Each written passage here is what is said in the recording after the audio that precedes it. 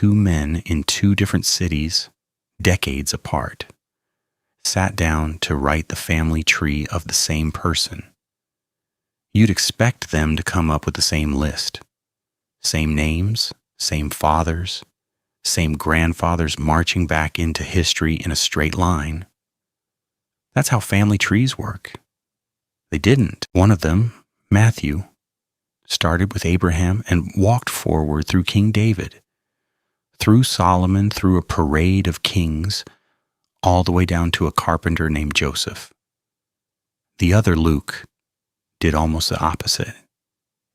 He started with Jesus and walked backward, past Joseph, past David, past Abraham, past Noah, all the way to the first man, Adam, and then one name further, to God. And here's the part that makes people close the Bible and stare at the wall for a second. In between David and Joseph, the two lists barely share a single name. They even disagree on something as basic as who Joseph's father was. Matthew says his name was Jacob. Luke says his name was Heli. Both of those can't be true. Your father is your father. You only get one. So either someone made a mistake or something much more interesting is going on. Now, before you go thinking the answer got lost forever, there's a detail that makes this even harder. According to early tradition, King Herod had Judea's official genealogy archives destroyed, burned, the paper trail that proved who was descended from David, the very thing that mattered most to a people waiting on a promised king, went up in smoke. So how does anyone know Jesus' family tree at all? Hold that thought. Because almost 200 years later, a man is going to go looking for the answer, and he's going to find it in the last place you'd expect. But let's be clear about what this is. This is not a mistake. This is not a contradiction. The church has been quietly hoping you wouldn't notice. This is not two writers who forgot to check with each other. This is two men telling you two completely different things about who Jesus is. And they're doing it on purpose. Let me show you what I mean. Start with Matthew, because Matthew is the louder of the two. Matthew opens his entire gospel, the first sentence of the whole New Testament, by calling Jesus the son of David, the son of Abraham. He's not being poetic. He's filing a legal claim. To a Jewish reader in the first century, son of David meant one thing. This is the king you've been promised. So Matthew builds a tree to prove it. Abraham fathers Isaac, Isaac fathers Jacob, down through Judah, down to David the king, and then, this matters, down through David's son, Solomon, the son who got the throne. Matthew is tracing the crown. He's following the royal line, the line of men who actually sat on the seat of power in Jerusalem. And he organizes the whole thing into a pattern. 14 generations from Abraham to David. 14 from David to the exile in Babylon. 14 from the exile to Jesus. Why 14? Here's where it gets good. In Hebrew, the name David is written with 3 letters. Dalet, Vav, Dalet. And ancient Jews assigned a number to every letter. Dalet is 4. Vav is 6. Dalet again, 4. Add them up. 4 plus 6 plus 4, 14. David's own name, written as a number, comes out to 14. And David happens to be the 14th name on Matthew's list. So when Matthew hands you 3 sets of 14, he isn't doing math homework. He's spelling one word 3 times in code. David, David, David. The whole tree is shouting the same name. That's Matthew. Crown, king, throne, David. Now look at Luke, and almost everything flips. Luke doesn't start at Abraham. He blows right past Abraham and keeps going to Noah, to Adam, to God. Matthew wanted to prove Jesus was the king of the Jews. Luke wants to prove something bigger. He's connecting Jesus not just to one nation, but to the entire human race, to the first person who ever drew breath. Luke's Jesus isn't only Israel's king, he's humanity's brother. And when Luke gets to David, he doesn't go through Solomon. He goes through a different son of David, and a man named Nathan, who never wore a crown. No throne, no royal record, just a quieter branch of the same family.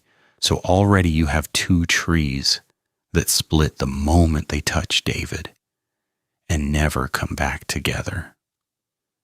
Different sons, different names for 30-odd generations. And then they collide on one impossible detail, Joseph's father. Stay with me because this is the knot everything hangs on. Matthew writes plainly that Jacob fathered Joseph. Luke writes that Joseph was the son of Heli. Two different men, the same Joseph, and there's no soft way around it. If you read both lists cold, with no explanation, it looks like the Bible just told you two contradictory things on the very first page about the very first thing. A lot of people stop right here. They decide the whole book must be unreliable if it can't keep a family tree straight. And honestly, if there were no answer, that would be a fair place to stop. But there is an answer. In fact, there are three. If your brain is itching a little right now, good. That itch is the whole reason this puzzle has kept people up at night for almost 2,000 years. So do two quick things before we get to the answer. Hit subscribe so the resolution doesn't slip past you. And leave a comment with one word. Had you ever actually noticed these two lists don't match? Most people read right over it. You didn't. Okay. The explanations. Explanation 1 is the simplest, and it might be sitting in a drawer in your own house. Think about adoption. A child can have a birth certificate with one father's name on it, and adoption papers with a completely different father's name on it. Both documents are real. Both are legally true. Nobody looks at an adopted kid and says the paperwork is a contradiction. The child simply has two fathers. That was one by blood, one by law, and both of them are his. Now hold that up against Jesus. One of these genealogies could be tracing his legal line and the other his biological line. One could be his legal lineage and the other his blood lineage. And remember, the whole Christmas story hangs on the claim that Joseph was not Jesus' biological father at all. Joseph was the legal father, the adoptive one. So the moment you have a child with a legal father and a blood connection running through someone else, two different family trees stops being a problem. It's exactly what you'd expect. Here's what most people miss, though. There's a second explanation. And it's the one you've probably heard from a pulpit. Maybe one of these trees isn't Joseph's at all. Maybe it's Mary's. Look closely at how Luke phrases it. He says Jesus was the son of Joseph. And then he slips in two careful words. As was supposed, as was supposed. Luke seems to be tapping you on the shoulder, telling you the Joseph connection isn't the biological one. So some readers have argued that Luke is actually tracing Mary's bloodline, and that Heli, the man Luke calls Joseph's father, was really Mary's father, Joseph's father-in-law. In that reading, Matthew gives you Joseph's royal tree, and Luke gives you Mary's blood tree, which still runs straight back to David. Jesus gets David's blood through his mother, and David's throne through his adoptive father. Both crowns covered. It's a clean idea. A lot of people find it satisfying. It does have a weakness. Like the text never actually says Heli was Mary's father. You have to read that in. So it's possible, but it leans on something the verse doesn't quite say out loud. But it gets stranger because there's a third explanation, and this one doesn't come from a modern preacher making a careful guess. It comes from a man who went and asked the only people on earth who might still know. His name was Julius Africanus. He lived in Palestine somewhere around the year 200, which means he was close enough to the events to do something we can't. He claimed his information came from relatives of Jesus who had kept the family's own records. Stop and feel the weight of that. Remember the archives Herod burned? The official paper trail was gone. But a family doesn't forget who it is just because a king torches a building. Jesus had brothers. Those brothers had children. And those descendants, early Christians called them the desposini, which simply means those who belong to the master, carried the family tree the way poor families have always carried their history. Not on paper, in memory. Passed down, mouth to ear, one generation to the next. And Africanus went and found them and wrote down what they told him. We still have it, because a later historian named Eusebius copied the whole letter into a book that survived. Here's what they said. It was a levirate marriage. There's an old law in Deuteronomy. If a man dies without a son, his brother marries the widow, and the first boy they have is counted as the dead man's heir to keep his name alive. It happened all the time. And according to the family, it happened right here. So track this slowly. A man named Mathan from Solomon's royal line, that's Matthew's line, married a woman named Esther and fathered a son named Jacob. Then Mathan died. Esther remarried. This time to a man named Melchi from Nathan's line, that's Luke's line, and she had a second son named Heli. So Jacob and Heli were half-brothers, same mother, Esther, different fathers, two different family trees, running through one woman. Now watch what happens. Heli marries, and then Heli dies with no children, and his half-brother Jacob steps in, exactly as the law says, marries the widow and fathers a boy. That boy is Joseph. So Joseph is the natural son of Jacob. That's Matthew's tree, true by blood. And Joseph is the legal son of Heli. That's Luke's tree, true by law. His physical father was Jacob. His legal father was Heli. Both lists are right. They were never fighting. They just met the same man through two different doors. And that's the adoption certificate all over again, isn't it?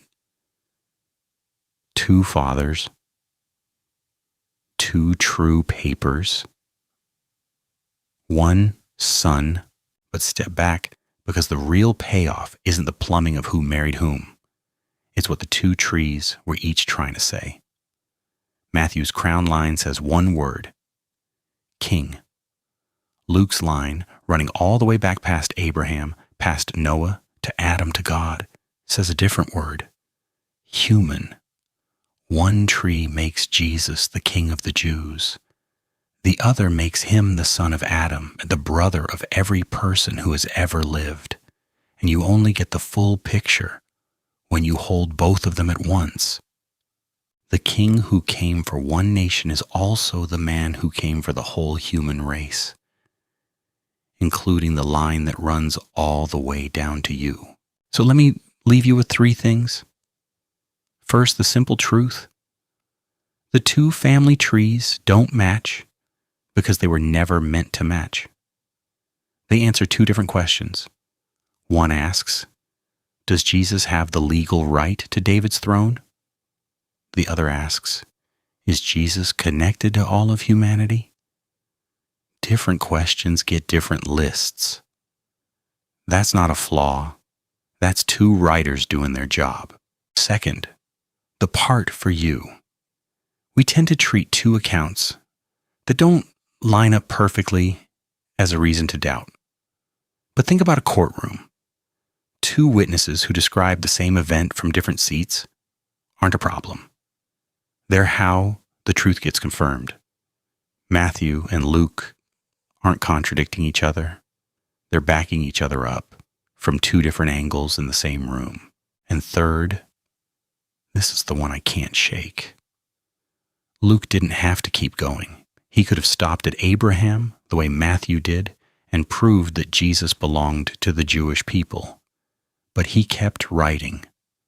Past Abraham, past Noah, all the way back to Adam and then to God. Do you understand what that means? It means Luke ran the family line straight through every human being who has ever lived, which puts your name on the very same line. Trace the genealogy of Jesus back far enough, and it runs through Adam. And so does yours. You're on the tree. So here's my question for you, and I want to hear it down in the comments. Which explanation actually convinced you of the legal father Mary's line or the levirate marriage that Africanus dug up?